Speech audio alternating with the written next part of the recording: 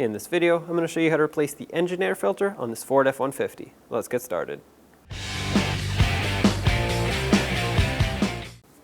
With an 8mm socket, loosen up this clamp that goes from the air filter housing to the rest of the intake tube. Just give it a few turns. You don't need to take it off all the way or anything. Now, give it a couple twists, pull this back until it disconnects from the air filter housing, just like this. And then this can move out of the way. There we go. There are 3 clips on the back side of this air filter housing. All you have to do is pry them away. 1, 2, and third one right underneath here. Pop that off. Now you can lift this part up, pull it back, just like this.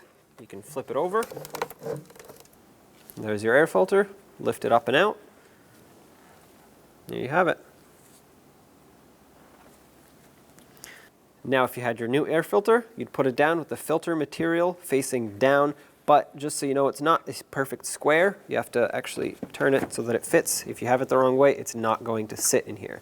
Make sure the rubber gasket sits properly all around. And now you would just take your air filter housing cap, and you'll notice that it has some tabs here. Those have to go inside this lower part and lock in. So slide this in. Make sure you don't pinch that rubber gasket.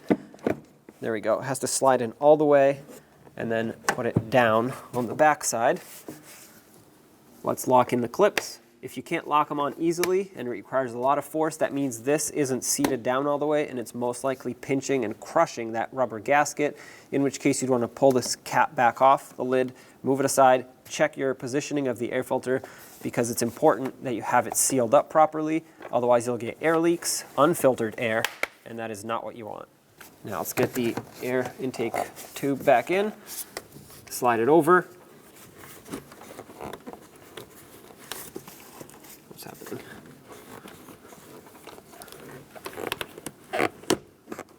There we go. Make sure it's seated all the way.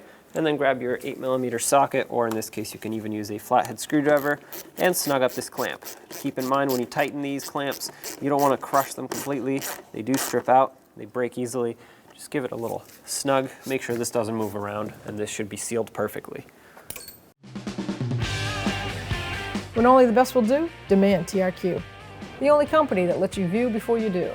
TRQ is committed to offering the highest quality aftermarket auto parts that are engineered for peace of mind.